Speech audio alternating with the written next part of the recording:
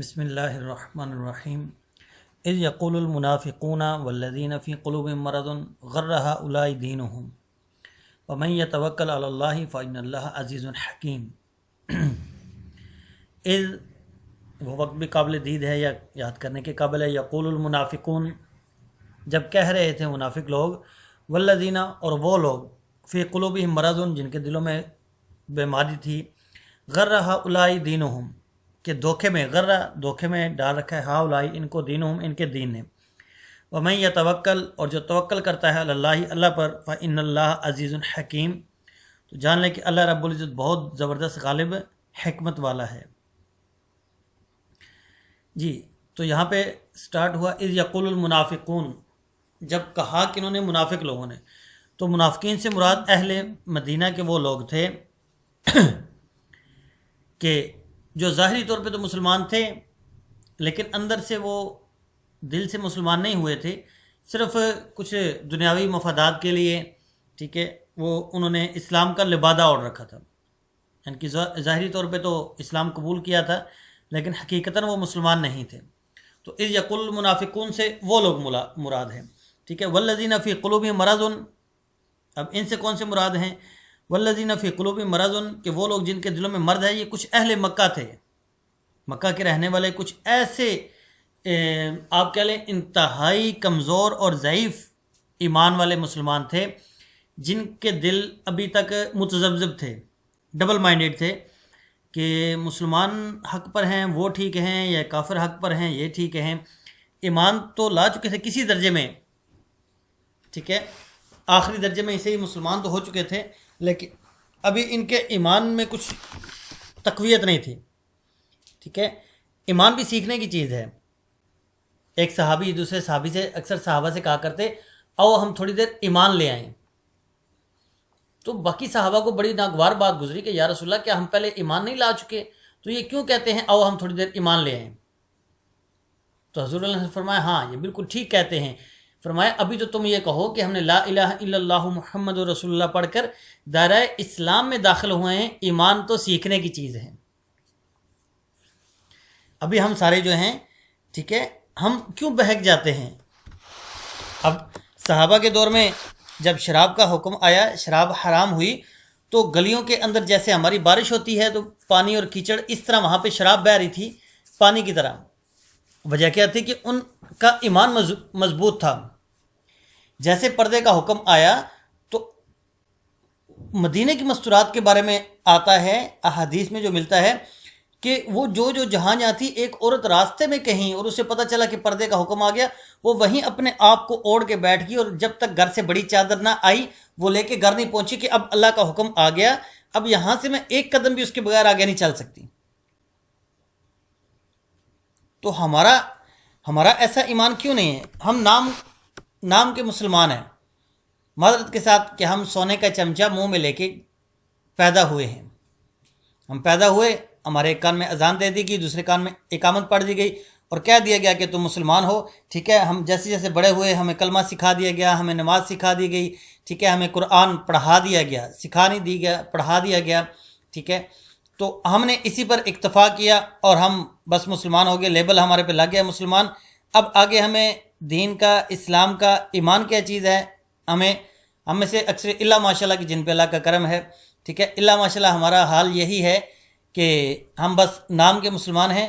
باقی وہ ایک پٹھان صاحب تھے نا، تو انہوں نے کسی غیر مسلم کے ساتھ کام کرتے تھے، تو روز مڑا تم کلمہ پڑھو، مڑا کلمہ پڑھو، مڑا تم مسلمان ہو جو کلمہ پڑھو۔ اور ایک دن وہ تنگ آ کے اس نے کہا اچھا بھائی پڑھاؤ مڑا مجھ کو کلمہ پڑھاؤ۔ اس نے کہا مڑا وہ تو ہم کو بھی نہیں آتا، چلو مولوی صاحب کے پاس چلتے ہیں، ادھر جا کے پڑھیں گے۔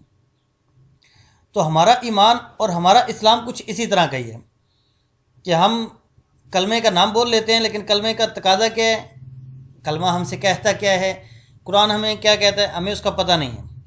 تو والذین فی قلوبہم مرض، وہ لوگ تھے جن کے دلوں کے اندر کچھ بیماری تھی، ان کے کچا سا ایمان تھا، ہلکا سا ایمان تھا۔ اب وہ کیا تھے، وہ اس چکر میں تھے، وہ کافروں کے ساتھ وہاں سے مکہ سے چل پڑے کہ ٹھیک ہے، اور ان کے دل میں یہ تھا کہ ہم جائیں گے، پوزیشن دیکھیں گے۔ بعض لوگ ایسے بھی ہوتے ہیں، وہ پوزیشن دیکھتے ہیں، جس طرف پلڑا باڑی ہو وہ ادھر ہو جاتے ہیں، چھلانگ لگائی اس کے ساتھ ہو گیا، جس کو دیکھا نا جو غالب آ رہا ہے छलांग लगाई, चलो भाई ये जीत रहा है तो इसके साथ हम हो जाते हैं, ठीक है। बाद लोगों की ये फितरत भी होती है, तो वो भी कुछ ऐसे ही थे। वो वहाँ से कुफार के साथ चल पड़े कि मैदान जंग में जाएंगे, देखेंगे अगर मुसलमानों की पोजीशन मजबूत हुई तो उनकी तरफ हो जाएंगे, और अगर कुफार ही की हुई तो फिर इन्हीं के साथ रहेंगे। तो जब मैदान जंग में पहुंचे तो वहाँ देखे मुसलमान तो थोड़े से थे और कुफार 1000 और उधर 313। तो उन्होंने कुफार ही की सफ़ में खड़े रहे और इधर से ही लड़ते रहे, यहाँ तक कि तकरीबन वो सारे हजरात कत्ल हो गए। ये वाले जो थे फ़ी क़ुलूबिहिम मरज़ुन, जिनके दिलों में मरज़ था, वो सारे के सारे क्या हो गए, कत्ल हो गए। अब इनका कहना क्या था, गर्र हाउलाई दीनुहुम। जब ये बात, इस तरह की बातें वो सुनते, और इस तरह की बातें जब उन्होंने सुनी कि जो आदमी शहीद हो गया अल्लाह के रास्ते में, अब उसको मुर्दो भी ना कहो, वो तो ज़बरदस्त जन्नत के अंदर मज़ों के अंदर है, और बेशक तुम इसको नहीं जानते हो, तुम इसको नहीं समझ सकते। तो ऐसी बातें जब वो सुनते तो वो हंसते, यार ये देखो ये कैसे अजीब लोग हैं, ठीक है, इनको इनके दीन ने धोखे में डाल रखा है, ठीक है। तो इनको पता ही नहीं है, ये पता नहीं कौन सी जन्नत के चक्कर में दुनिया को भी बर्बाद किए हुए हैं। आज भी बहुत सारे कुफार को तो हम छोड़ दें, सेकुलर ज़हन के भी बहुत सारे हमारे अपने मुल्क पाकिस्तान में भी ऐसे अफराद हैं जो कहते हैं कि भाई लाइफ है, छोटी सी है, इसको एंजॉय करो, आगे पता नहीं क्या होगा, पता नहीं किन चक्करों में पड़े हो, आगे ये होगा आगे वो होगा, छोड़ दो इन बातों को। और जब उलमा जो उनको डराते हैं या आगे के मामलात बताते हैं तो वो कहते हैं यार उलमा का तो काम ही डराना है, कभी अच्छी बात तो इनसे हो ही नहीं सकती। हाँ भाई बिल्कुल इनका काम डराना है, ठीक है। अंबिया अलैहिस्सलाम के बारे में भी अल्लाह ने फरमाया कि मैंने इनको मबऊस फरमाया, ठीक है, खुशखबरी सुनाने वाला और डर सुनाने वाला, बशीरा व नज़ीरा, बशीरा व नज़ीरा। आपको कुरान में ये बहुत ज़्यादा मिलेगा, खुशखबरी भी सुनानी है, डर भी सुनाना है, ठीक है। तो अब ये क्या कहते थे, गर्र हाउलाई दीनुहुम, कि इनको तो इनके दीन ने धोखे में डाल रखा है, ठीक है। ये तो पता नहीं कौन से सब्ज़ बाग देख रहे हैं कि हम मरेंगे और मरने के बाद हम जन्नत में जाएंगे और वहाँ पे हमारे लिए बड़ी बड़ी नेमतें हैं, हमारे लिए ऐसे ऐसे बागात हैं, ऐसे महल्लात हैं और ये सारे मामलात हैं, वहाँ पे हम खूब मज़े लेंगे, तो यहाँ पे खूब मुजाहिदे कर लो, कुर्बानियाँ कर लो।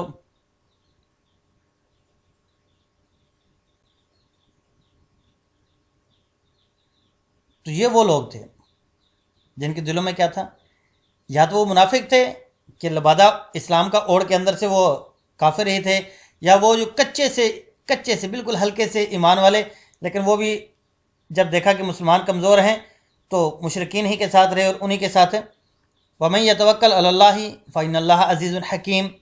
अब यहाँ से इसका ये जो आयत का आखिरी ये हिस्सा है, वमन यतवक्कल अलल्लाहि फ़इन्नल्लाह अज़ीज़ुन हकीम, बेशक अल्लाह रब्बुल ज़बरदस्त हिकमत वाला है, गालिब हिकमत वाला है।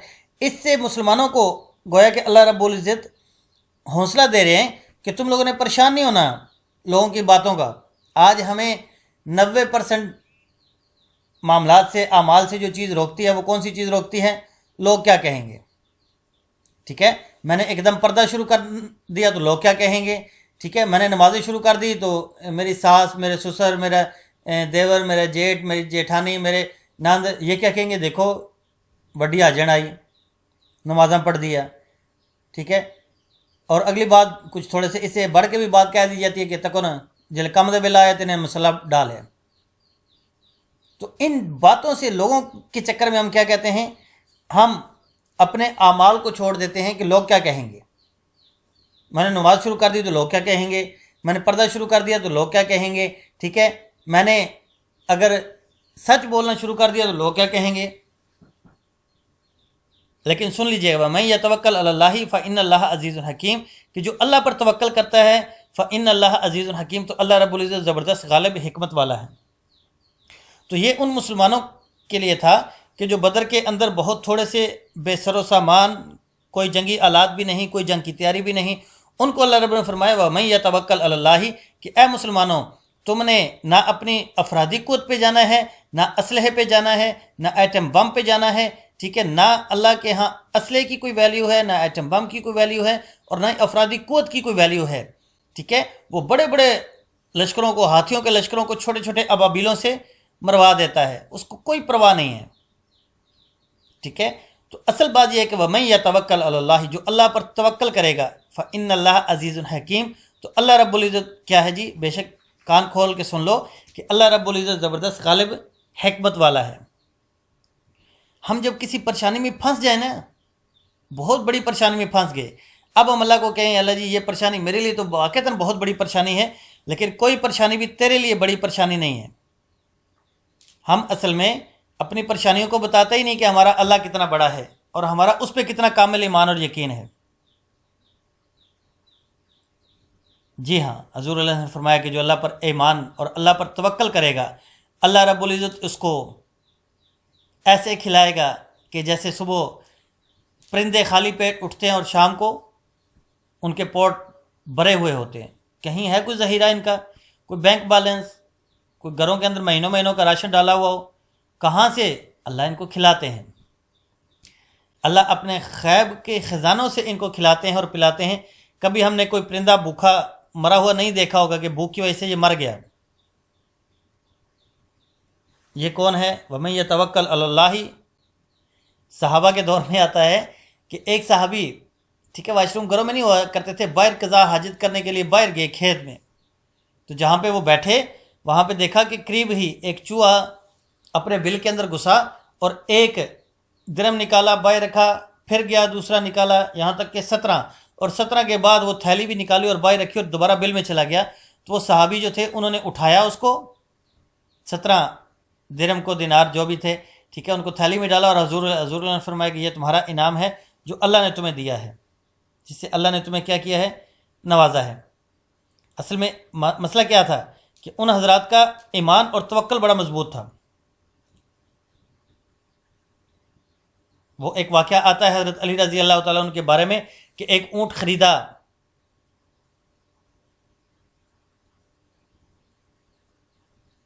اللہ کے راستے میں کچھ رقم لگائی، اللہ کے راستے میں کچھ رقم صدقہ کی، غریبوں کی مدد میں لگا دی، ٹھیک ہے، اور اس کے بعد ایک اونٹ خریدا اور اس سے 10 گنا قیمت پہ ادھر ہی کھڑے کھڑے ایک اور آدمی نے ان سے دوبارہ خرید لیا آگے۔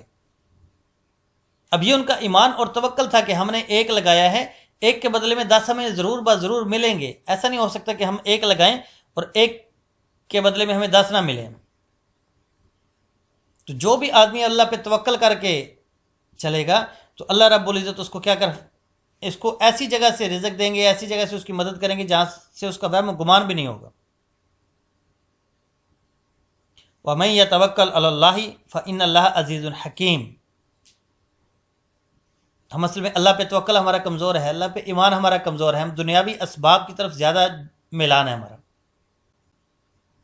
کشتی چلنی پانی میں ہی ہے، لیکن پانی اگر کشتی کے اندر آ جائے تو کشتی کیا ہو جاتی ہے جی؟ تباہ و برباد ہو جاتی ہے۔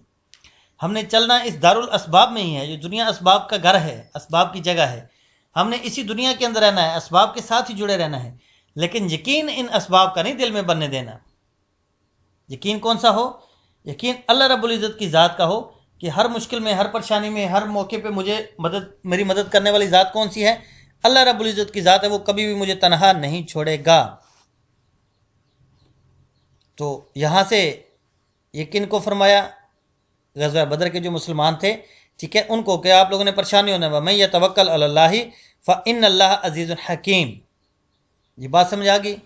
وَلَوْ تَرَىٰ، کاش کہ آپ دیکھتے، اِذْ يَتَوَفَّى الَّذِينَ كَفَرُوا، جب یتوفا قبض کرتا ہے الذین ان لوگوں کو کفروا جنہوں نے کفر کیا، الملائکۃ کون؟ فرشتے، یضربون وجوہہم، وہ مارتے ہیں ان کے منہوں پر، وادبارہم، اور ان کی پیٹھوں پر، وذوقوا، اور کہتے ہیں ذوقوا، چکھو، عذاب الحریق، آگ کا عذاب۔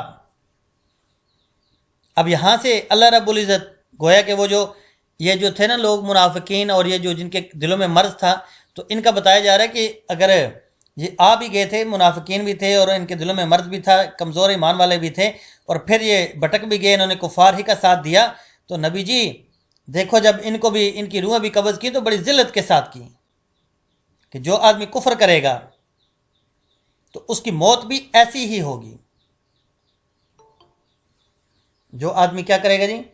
کفر کرے گا تو اس کی موت بھی ایسی ہوگی۔ وَلَوْ تَرَىٰ، کاش آپ دیکھتے، اِذْ يَتَوَفَّى الَّذِينَ كَفَرُوا، کہ جب قبض کرتے ہیں کافروں کی روح کو، الملائکۃ کون؟ فرشتے، یضربون وجوہہم، مارتے ہیں ان کے چہروں پر، و ادبارہم اور ان کے پیٹھوں پر، وذوقوا اور کہتے ہیں کہ چکھو، عذاب الحریق آگ کا عذاب۔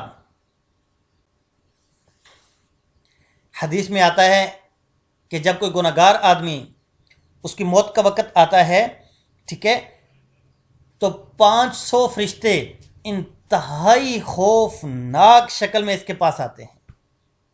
کیسے آتے ہیں جی؟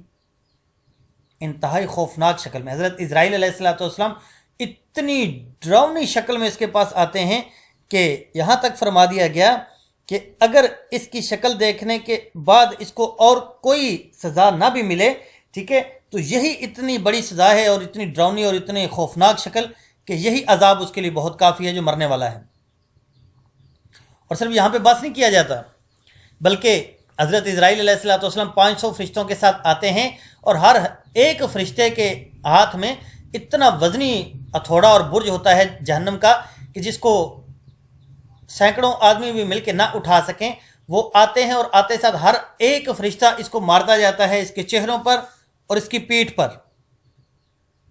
کہاں مارتے ہیں جس کے چہروں پر اور اس کی پیٹھ پر؟ حضرت علی رضی اللہ تعالیٰ عنہ سے کسی نے پوچھا کہ موت کا منظر کیسا ہے؟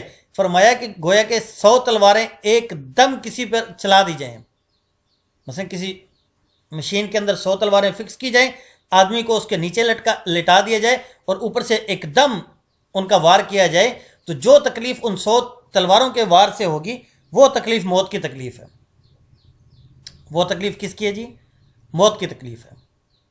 اب یہ 500 فرشتے آئیں گے اور اس کو خوب ڈر سنائیں گے، اور اس کو ہر ایک فرشتہ اس کو ہتھوڑوں سے صحیح طرح لگائے گا، اور پھر اس کی روح کو قبض کرنا شروع کریں گے۔ روح نکلتی ہے پاؤں کے ناخنوں سے، پاؤں کے ناخنوں سے اوپر سر کی طرف سے کھینچی جاتی ہے اور آہستہ آہستہ آہستہ باہر نکلتی ہے۔ تو اب اس کے ساتھ کیا معاملہ کیا جاتا ہے؟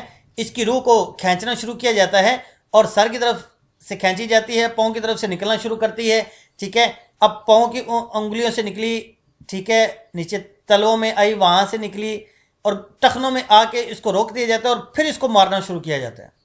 اب نیچے پاؤں سے روح نکل گئی ہے، پاؤں بے جان ہو گیا، وہ ڈیڈ ہو گیا، اوپر کے جسم میں بھی روح ہے، پھر وہاں سے اس کو خوب مارا جاتا ہے، ٹھیک ہے، اس کو خوب تکلیف اور اذیت پہنچائی جاتی ہے، پھر وہاں سے اوپر دوبارہ کھینچی جاتی ہے روح کو، اور پنڈلیوں میں آ کے پھر دوبارہ روک دی جاتی ہے۔ جب پنڈلیوں میں پہنچی پھر روک دی گئی، پھر اس کو خوب دھلائی کی جاتی ہے، پھر یہاں سے اوپر گھٹنوں میں روک دی جاتی ہے، وہاں سے اوپر رانوں میں یعنی کہ بڑے آرام سے اس کی روح کو نکالا جاتا ہے۔ ایک دم اچانک اس کی روح نہیں نکلتی ہے۔ جو نیک آدمی ہوتا ہے نا، اس کو تو اوپر جنت کے باغات دکھائے جا رہے ہوتے ہیں، جنت کے نظارے اس کو دکھائے جا رہے ہوتے ہیں، اور جیسے وہ ڈاکٹر کرتا ہے نا کہ چھوٹے بچے کو ٹیکا لگانا ہوتا ہے، اس کو باتوں میں لگا کے کہیں کھلونا وغیرہ دکھا کے اچانک اس کو پیچھے سے ٹیکا لگا دیتا ہے، اس کو پتہ ہی نہیں چلتا کیونکہ اس کا دھیان ہی دوسری طرف تھا۔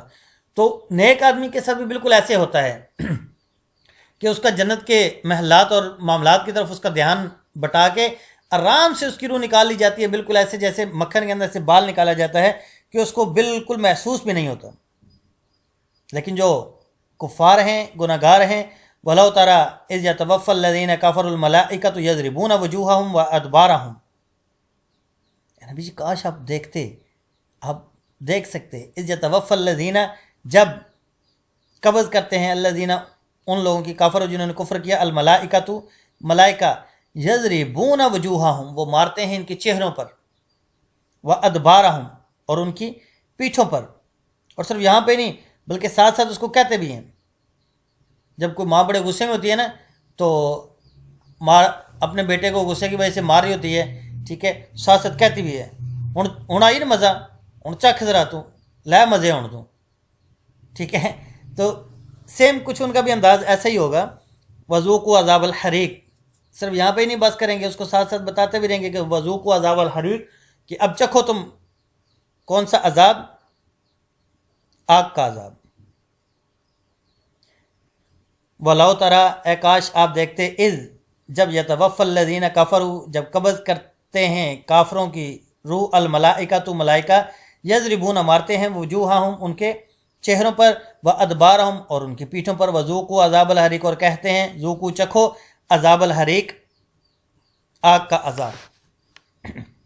ذالک یہ سارا معاملہ کس وجہ سے؟ بما قدمت ایدیکم، بسبب ان کے، بما بسبب ان کے، قدمت جو آگے بھیجے، ایدیکم تمہارے ہاتھوں نے، وان اللہ اور بے شک اللہ لیسا نہیں ہے، بظلام ظلم کرنے والا، للعبید اپنے بندوں پر. ٹھیک ہے، آخر میں یہاں پہ کیا فرما دیا کہ یہ جو معاملات ہو رہے ہیں، یہ ان کو جو چہروں پہ مارا جا رہا ہے اور ان کی پیٹھوں پہ مارا جا رہا ہے، یہ کس وجہ سے مارا جا رہا ہے؟ اور ان کو جو کہا جا رہا ہے ذوقوا عذاب الحریق، کہ آگ کا عذاب چکھو، بما قدمت ایدیکم، بسبب ان کے کہ جو تمہارے ہاتھوں نے آگے بھیجا، جو تمہارے ہاتھوں نے گناہ ہوئے، ٹھیک ہے، اس کی وجہ سے تمہارے ساتھ یہ معاملہ ہو رہا ہے. وَأَنَّ اللَّهَ لَيْسَ بِظَلَّامٍ لِلْعَبِيدِ، اور کسی کے ذہن میں یہ شک و شبہ یا ابہام نہ آئے کہ شاید اللہ رب العزت کی ذات ظلم کرنے والی ہے. نہیں، ایسی بات نہیں ہے، بلکہ ہر بندہ اپنے اوپر خود ظلم کر رہا ہے. جب وہ گناہ کرتا ہے تو وہ گویا کہ اپنی جان کے اوپر، اپنے اوپر ظلم کیے جا رہا ہے. تو اللہ رب العزت کی ذات ظلم کرنے والی نہیں ہے. اللہ رب العزت کی ذات تو بڑی غفور الرحیم اور بڑی نرم دل، کہ 70 ماؤں سے زیادہ محبت کرنے والی ذات اللہ رب العزت کی ذات ہے. تو اللہ رب العزت کی ذات کسی پہ ظلم نہیں کرتے. آخر میں فرما دیا ذالک بما قدمت ایدیکم، یہ سارے معاملات جو ہیں، یہ تمہیں جو کٹ پڑ رہی ہے، یہ اس وجہ سے بما قدمت ایدیکم، جو تمہارے ہاتھوں نے آگے بھیجا. وان اللہ اور بے شک اللہ لیس بظلام للعبید، وہ اپنے بندوں پہ ظلم کرنے والا نہیں ہے. جی سمجھ آ گئی؟ جی آج کا سبق ہمارا یہاں تک ہی ہے. جی آج کا سبق ہمارا آیت نمبر 49 سے لے کر 51 تک. تو انشاءاللہ کل کے سبق میں انشاءاللہ آگے ملاقات کرتے ہیں. تب تک کے لیے